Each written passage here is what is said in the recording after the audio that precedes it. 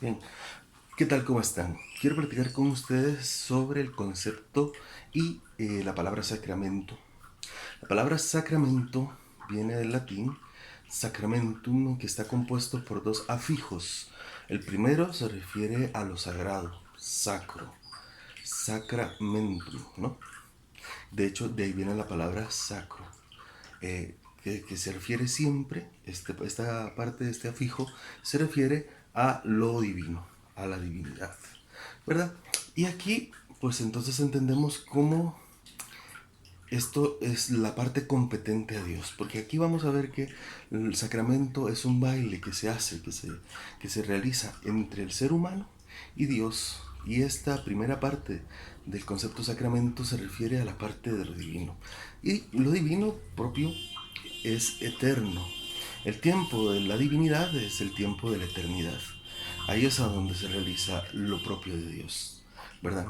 Aunque a nosotros nos parezca extraño porque vivimos en medio de una realidad que ha sido cristianizada y donde nosotros la noción de lo sagrado a veces impregna la propia historia, ¿verdad? Y es tan presente, está marcadamente presente, sobre todo en las tradiciones latinoamericanas. Lo sagrado, lo propio de la divinidad es vivir en la eternidad, es lo eterno. Es el tiempo que es totalmente trascendente y que totalmente diferente al tiempo humano. Eso lo podemos ver, por ejemplo, en las grandes mitologías griegas, ¿verdad? Egipcias y todo esto, o por ejemplo, en una tradición religiosa que es relativamente cercana a la nuestra, como el Islam, en donde ellos entienden que Dios y lo competente a Dios es totalmente diferente al ser humano, ¿verdad? Ellos tienen un dicho, un hadiz que dice: nosotros somos un mero pocito de agua, tú en cambio eres el sol. Y aunque en el pocillo de agua este, se refleje el sol, nosotros nunca dejaremos de ser un charquito de agua y tú nunca dejarás de ser el sol. Entonces nosotros podemos tener ciertamente dentro de estas experiencias que nos diferentes al cristianismo el concepto de Dios como un Dios que está relativamente cercano, pero nosotros nunca podemos tener la experiencia de Dios entrando en la historia. De hecho, dentro del cristianismo también el concepto de Dios está marcado, tiene alguna presencia marcada de esto que llamamos el tiempo de Dios como eternidad, ¿no? Porque de hecho es un concepto que nosotros manejamos. Dios vive en la eternidad.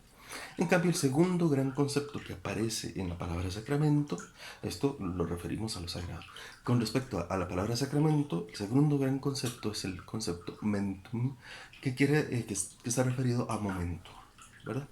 Y momento es todo lo contrario a lo que acabamos de decir.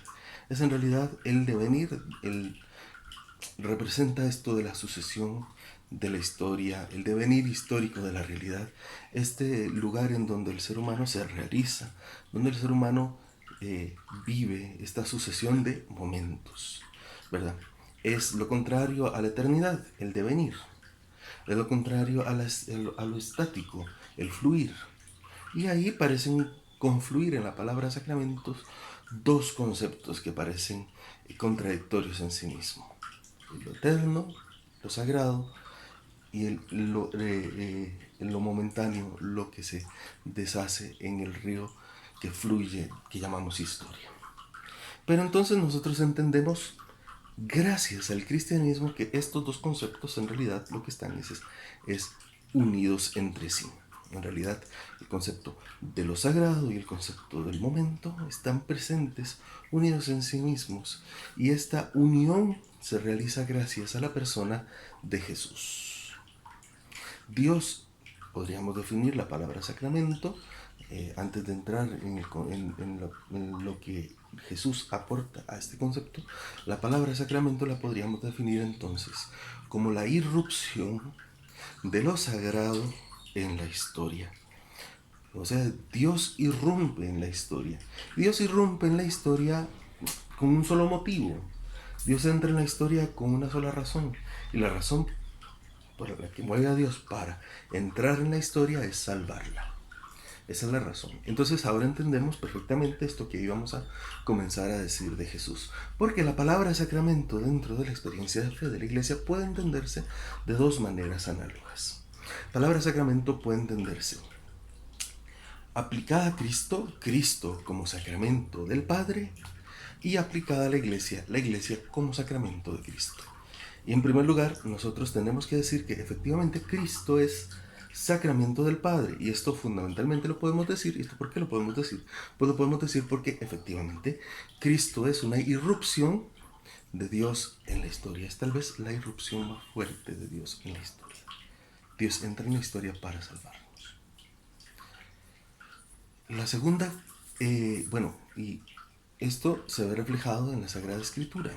Cuando Jesús dice, respondiendo a San Felipe, el apóstol Felipe, en la última cena, en el capítulo 14, versículos 7 y 8 del Evangelio de San Juan, cuando Felipe le pregunta y le dice a Jesús, Jesús, Maestro, muéstranos al Padre y nos basta. Jesús le responde a Felipe, hace tanto tiempo que estoy con ustedes, Felipe, y no me conocen.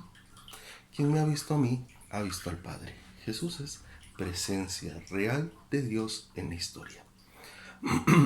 ¿Y cómo hace Jesús presente a Dios en la historia? Pues lo hace realizando su obra.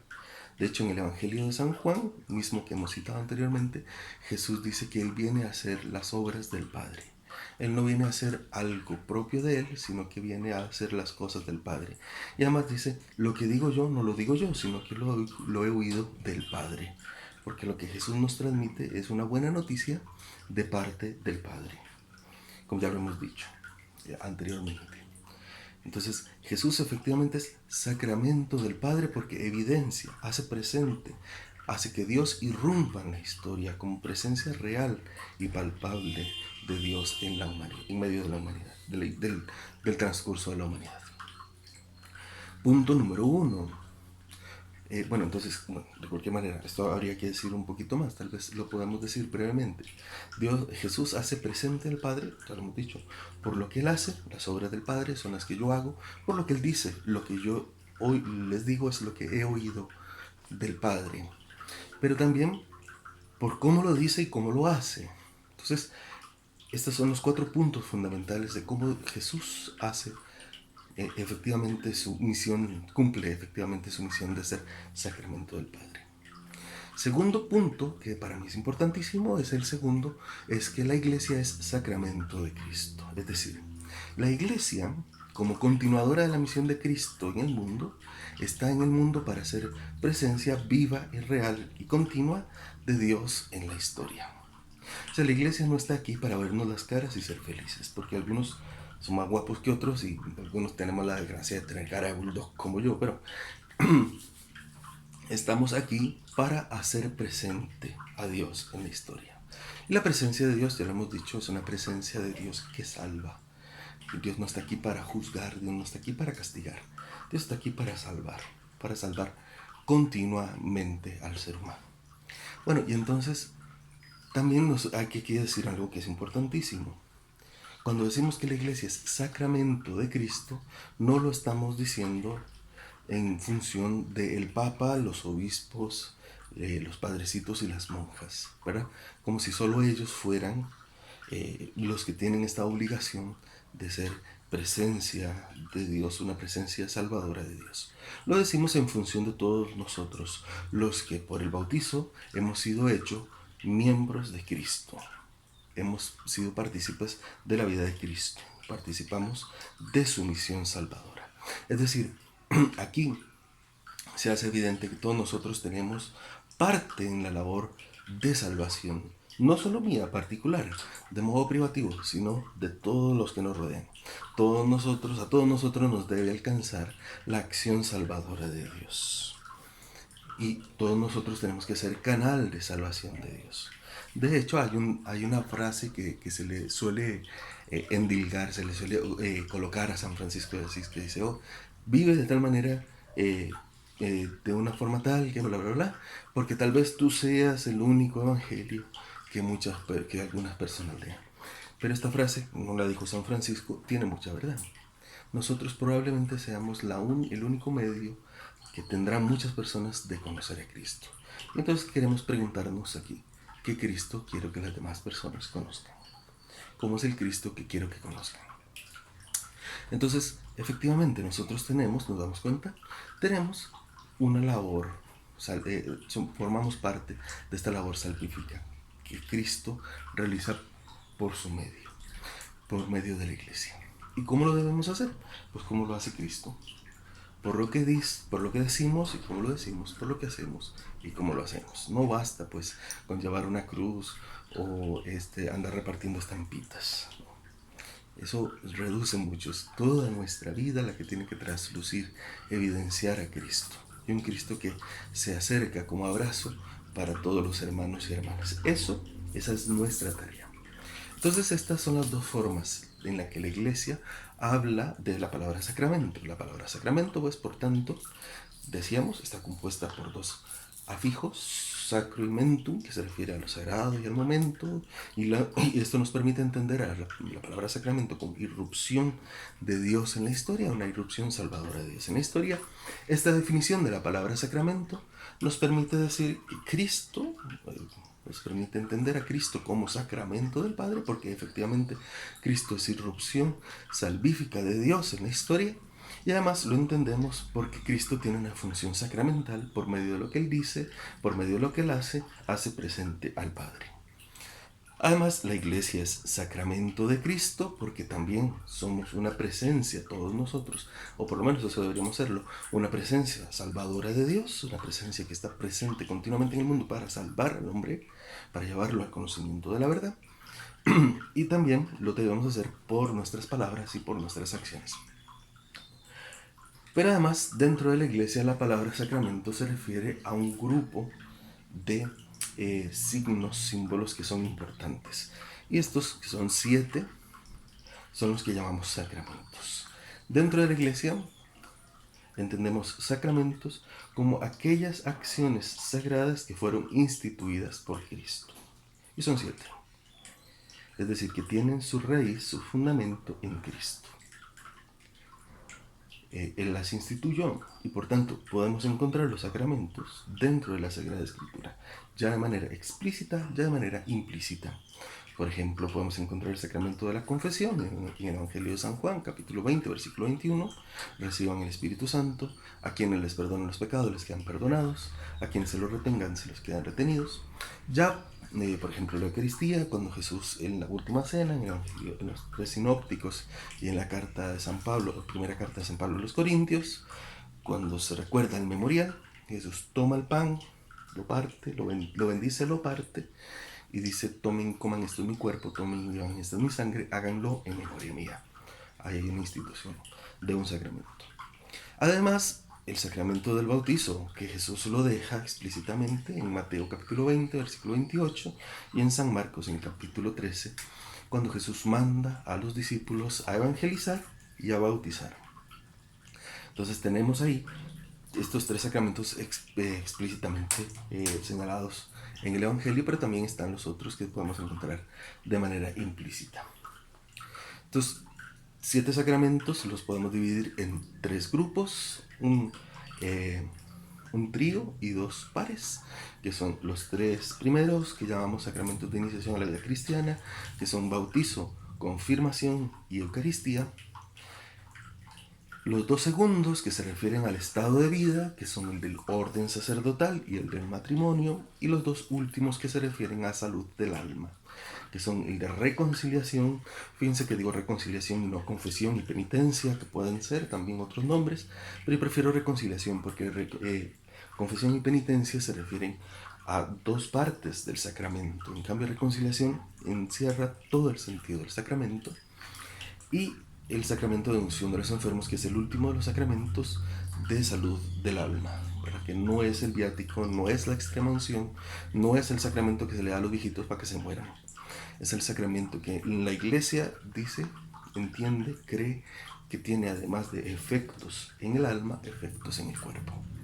Bien, estos son los 7 sacramentos, pero también estos sacramentos los podemos entender ya como acciones instituidas por Cristo. Además, los podemos entender como signos significativos que realizan lo que significan. Y esto es muy importante. Signos, ¿verdad? Porque transmiten un significado. Por eso son significativos. Porque pueden haber signos que no sean significativos. Yo siempre pongo este ejemplo. El alto es un signo no significativo para muchas personas. El alto está ahí y muchas personas lo ven y lo pasan de largo porque no les importa. Pero son signos significativos porque además de que yo entiendo el significado que transmiten, son importantes y por eso decimos que son significativos. Además, son signos que cuando se realizan lo que significan, es decir, no solo tienen la característica de ser signos, sino tienen el poder de realizar lo que significa ese símbolo, ese signo. Esa es la segunda forma de entender la palabra sacramento. Entonces son signos que transmiten un significado importante que al momento de realizarse, aquello que se significa en ese signo se realiza. Número 3. Son acciones en las que el ser humano y Dios trabajan en conjunto. Son actos de Dios y del hombre. No pueden estar excluidos ninguno de los dos presentes en la ecuación. Si faltara uno, no habría sacramento. Es decir, sin el ser humano que realice el signo, no puede haber presencia, no puede haber el sacramento, obviamente. Pero tampoco lo puede haber sin la gracia santificante de Dios que realiza el sacramento. Y por último, estos sacramentos acompañan al ser humano a lo largo de la historia. Y cuando decimos a lo largo del arco de la historia, no significa a lo largo desde que tiene los 0 meses hasta los 125 años, que espero que ustedes digan, sino que acompañan al ser humano a lo largo de su experiencia de fe, de encuentro con Dios. Y esto puede ocurrir que una persona se convierta a la fe a los 89 años y muera a los 89 más 1 y estuvo acompañado por los sacramentos. O sea, no importa el momento, la edad en la que se reciban, importa algo, si está en manos de otras personas hacer que se reciban y posibilitarlos, pero no importa el momento en el que la persona lo reciba, sino la forma en la que la persona lo recibe, como una aceptación personal de este sacramento. Por fin, para terminar, cada sacramento, todos los sacramentos son como fuentes que reciben la gracia del misterio pascual de Cristo, muerto y resucitado. De ahí se reciben la gracia que portan a las personas del misterio pascual de Cristo. Solemos decir de una forma muy bonita, muy poética, que es del costado abierto de Cristo en la cruz de donde manan los sacramentos. Bien, cada uno de estos sacramentos tiene una gracia particular, ¿verdad? El sacramento del bautizo incorpora a la iglesia y nos hace hijos de Cristo, de Dios, hermanos de Cristo, miembros de la iglesia. El sacramento de la confesión nos reconcilia con Cristo, etcétera, etcétera. Y cada uno de estos sacramentos tiene una gracia particular. Bien, espero que este repaso, este recuento sobre el concepto de sacramento les ayude en su vida personal. Que Dios les bendiga y les guarde. Feliz y bonita semana.